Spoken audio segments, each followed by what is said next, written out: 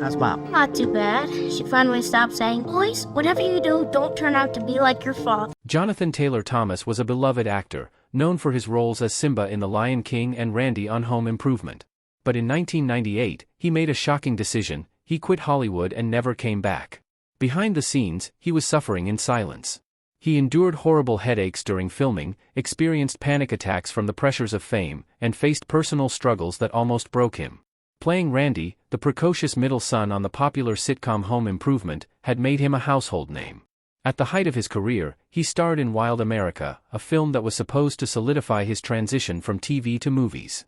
Yet, 25 years later, we finally understand why America's favorite teen star chose to disappear.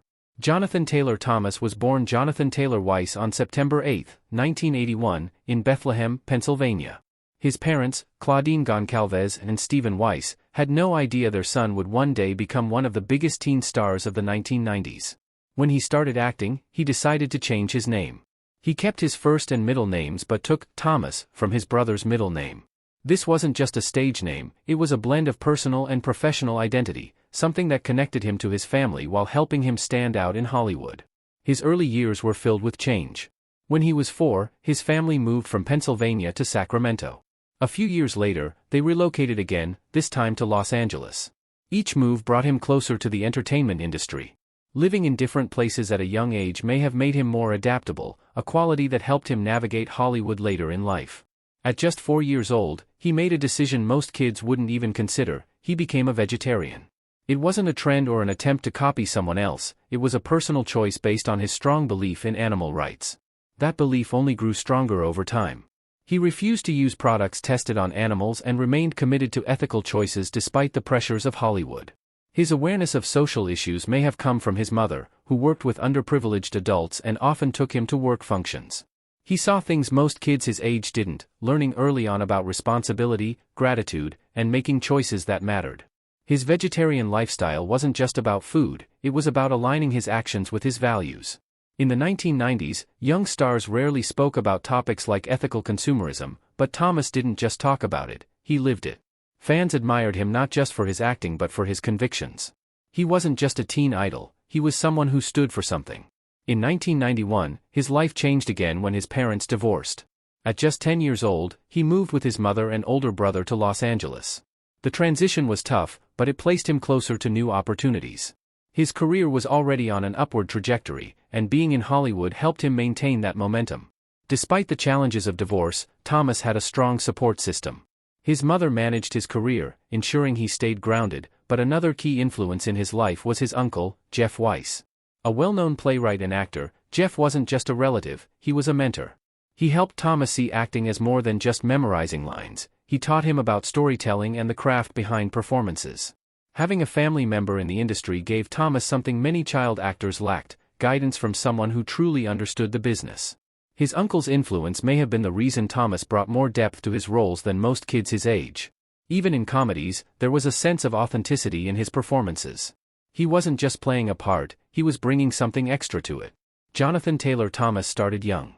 By 7, he was already modeling for print ads in Sacramento, California. That experience led to TV commercials, where his confidence and natural charm stood out. He wasn't just another kid selling cereal, he had something special, and people noticed. One of his first big commercials was for Kellogg's Product 19 in 1988. 2 years later, he landed a Burger King ad with Thora Birch. He also appeared in commercials for Vivident gum and Canon camcorders. Each commercial gave him more experience, more time in front of the camera, and a better understanding of the industry. By 8, he had already built a solid foundation in the entertainment world. Then came his first real TV role. In 1990, he played Kevin in The Bradys, a spin-off of The Brady Bunch. It seemed like a promising project. After all, middle children often become the funniest because they crave attention. The show brought back familiar characters from the original series, but something didn't click. The series lasted just 6 episodes before it was cancelled. It wasn't the breakout moment he had hoped for, but it was still a big step. At the time, he was credited as Jonathan Weiss, his birth name. Working alongside TV veterans like Robert Reed and Florence Henderson, he gained valuable experience. Even though the show was short-lived, it gave him his first taste of working on a series, preparing him for what was to come. That early exposure led to something much bigger. In 1991, he auditioned for Home Improvement and landed the role of Randy Taylor. The show became a massive hit, running for 8 seasons and turning him into one of the most recognizable young stars of the decade. His resemblance to Tim Allen helped him get cast, but it was his quick wit and natural delivery that made him a fan favorite. The show ran from 1991 to 1999, and Thomas appeared in 177 episodes. Fans loved his character not just because he was funny, but because he had depth. Randy wasn't just another sitcom kid. He questioned things, he challenged his father's old-school views, and he had a personality that set him apart. Despite his success, Thomas never let Hollywood define him. He was more than a child star, he was a young man with values, intelligence, and the courage to walk away when he felt it was right. Jonathan Taylor Thomas had a sharp mind and a strong sense of right and wrong that made him stand out, making him one of the most memorable parts of the show. Even at just 10 years old, he was serious about his work. He juggled school and filming, which was impressive but also exhausting. That pressure would eventually lead him to step away from acting at the height of his fame. Jonathan Taylor Thomas wasn't just an actor, he was a phenomenon. Magazines like Tiger Beat and Bop put him on their covers month after month. Fans gave him the nickname JTT, and his messy blonde hair and blue eyes made him one of the biggest teen idols of the decade. But it wasn't just about looks, he was smart, and he was thoughtful.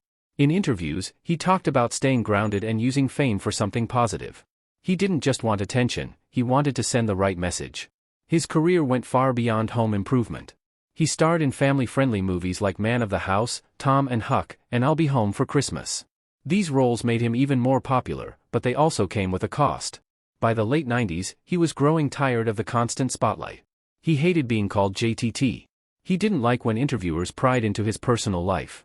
The pressure of being a teen idol started to feel overwhelming. Balancing Hollywood and school wasn't easy. It wasn't just about keeping up with classes, the long hours and stress started affecting his health. He suffered from intense migraines, sometimes filming entire episodes while dealing with severe headaches. In a 1994 interview, he admitted, "I can't tell you how many shows I've done with full-blown migraine headaches." He kept going. He stayed professional. But it was getting harder.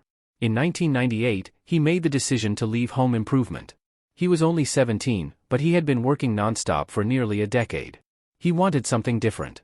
He wanted to live a normal life. Some cast members weren't happy about his departure, and fans were shocked. But for Thomas, it was the right move. Later, he explained, "Had I stayed at the show and tried to do academically what I'm doing now, I would have put myself in an early grave." Jonathan Taylor Thomas was only 12 years old when he became the voice of young Simba in Disney's The Lion King. By that time, he was already known for playing Randy Taylor on Home Improvement, but this role took his career to a whole new level. The movie became a massive success, earning nearly $1 billion and winning 2 Academy Awards. For Thomas, it was more than just a job, it was a chance to bring one of Disney's most beloved characters to life. Disney spent months searching for the right voice. They needed someone who could capture Simba's energy, curiosity, and playful nature. Dozens of child actors auditioned, but Thomas stood out. He had a natural confidence that made Simba feel real, not just another cartoon character. His voice carried just the right mix of innocence and personality, making him the perfect choice.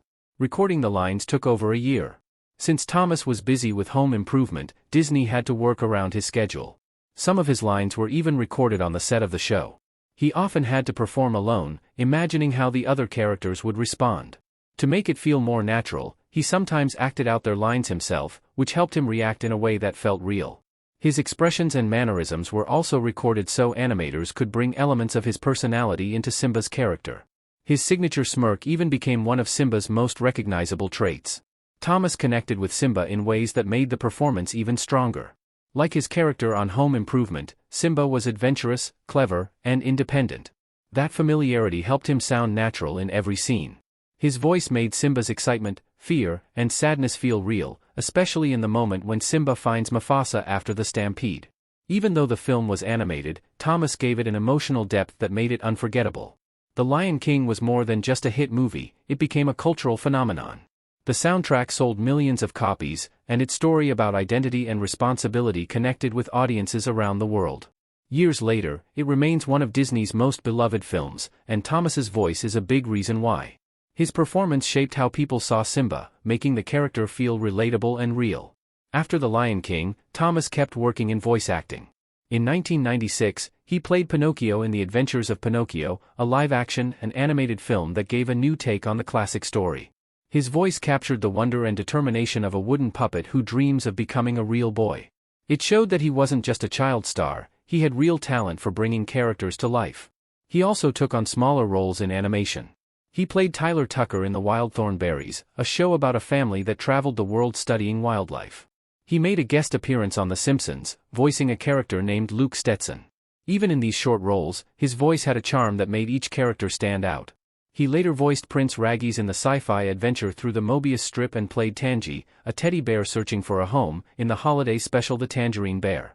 Each project let him explore different kinds of characters, showing how versatile he was as a voice actor. Jonathan Taylor Thomas was everywhere in the 1990s.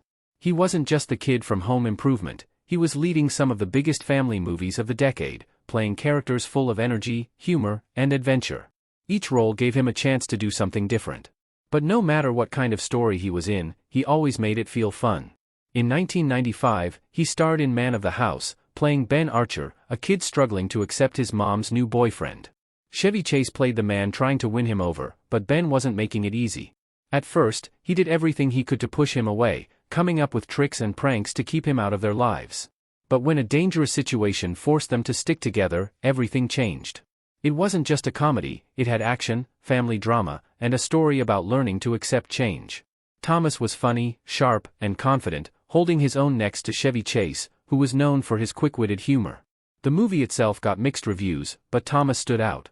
He had that kind of screen presence that made every scene better.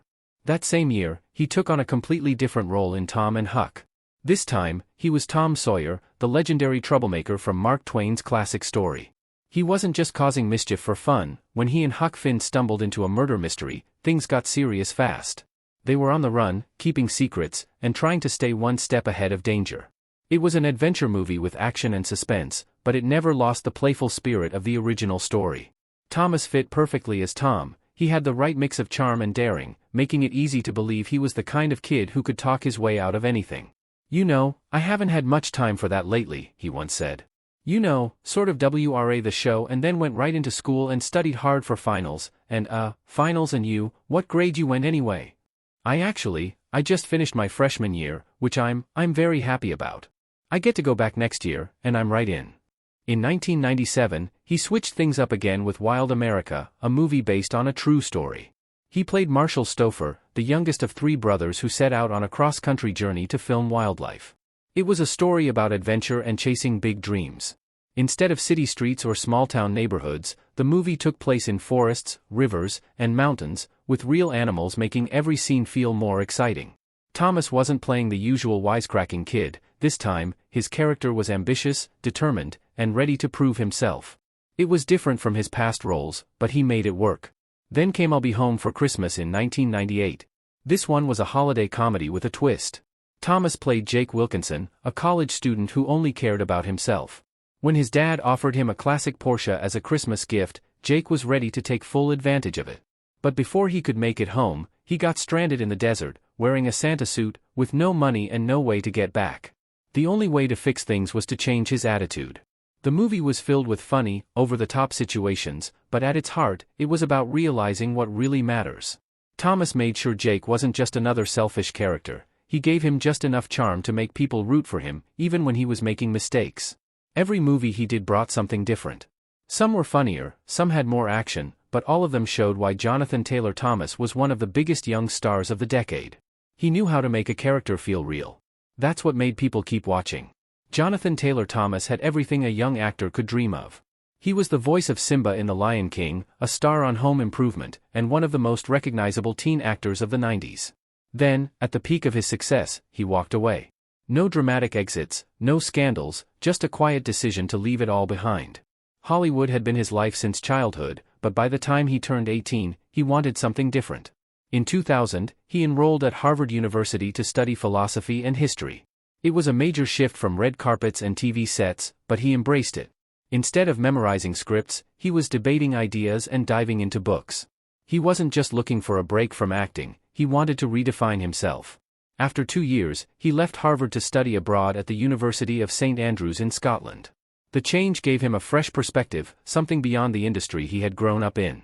When he returned to the U.S., he continued his education at Columbia University and eventually earned his degree in 2010. Throughout all of this, he stayed away from the spotlight. While many former child stars kept their names in the headlines, Thomas quietly built a life outside Hollywood. He never used his fame to draw attention to his academic journey. He never tried to stage a comeback. He simply moved forward. But his departure didn't come without rumors. One of the biggest came from his decision to skip the Home Improvement series finale in 1999. While the rest of the cast reunited for the final episode, he wasn't there. At the time, he was focused on college applications and felt his future was more important. Tim Allen, who had played his on-screen father for years, admitted he was confused by the decision. Jonathan Taylor Thomas, thanks so much for being here.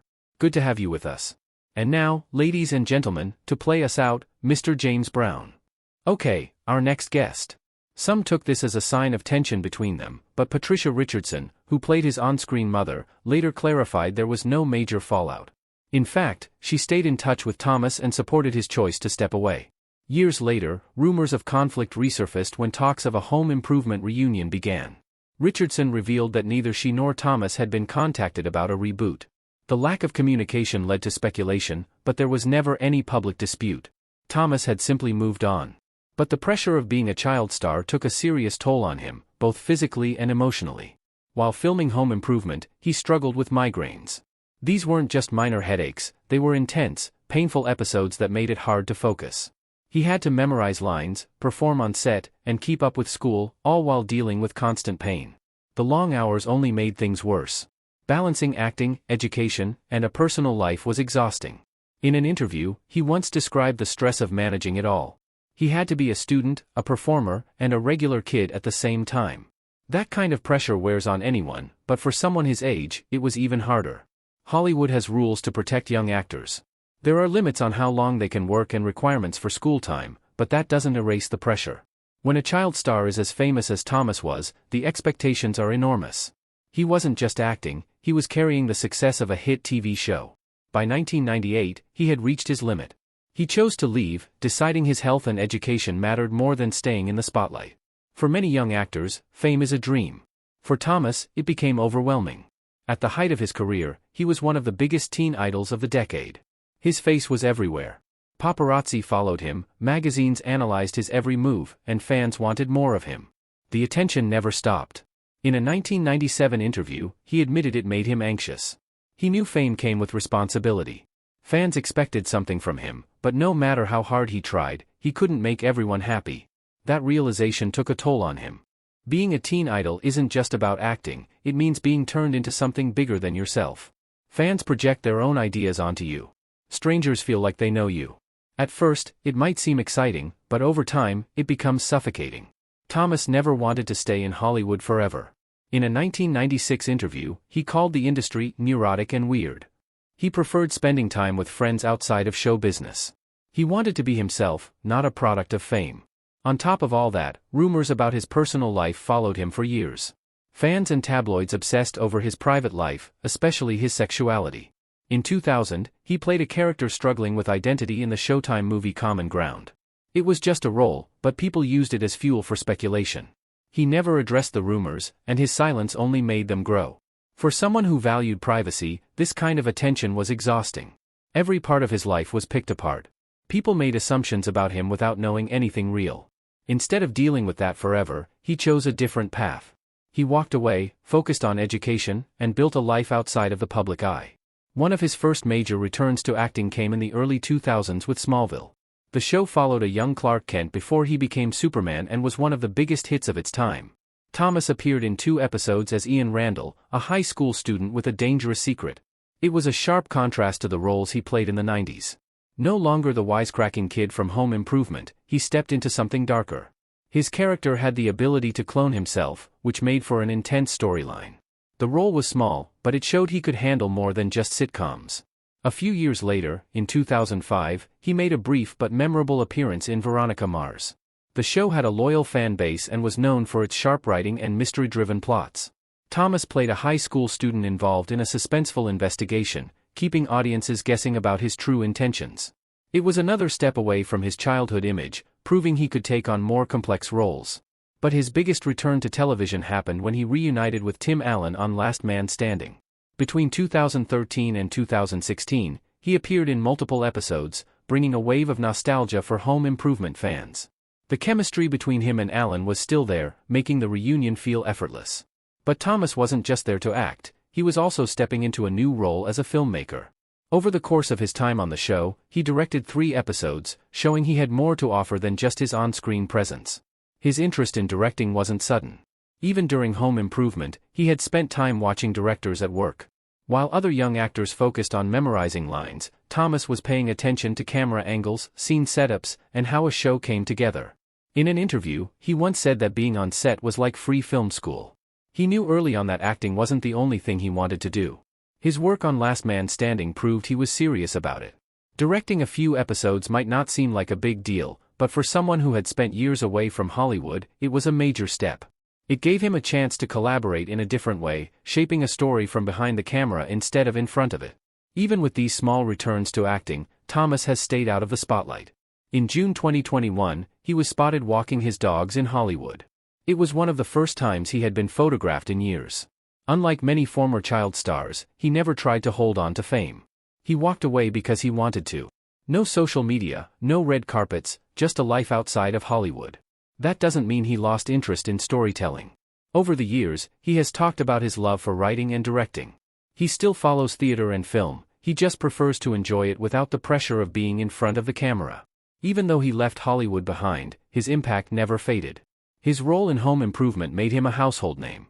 His voice in The Lion King became part of movie history. For an entire generation, he was a defining face of the 90s.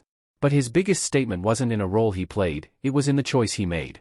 Walking away from fame is rare. Doing it on your own terms is even rarer. And that might be what makes him more unforgettable than ever.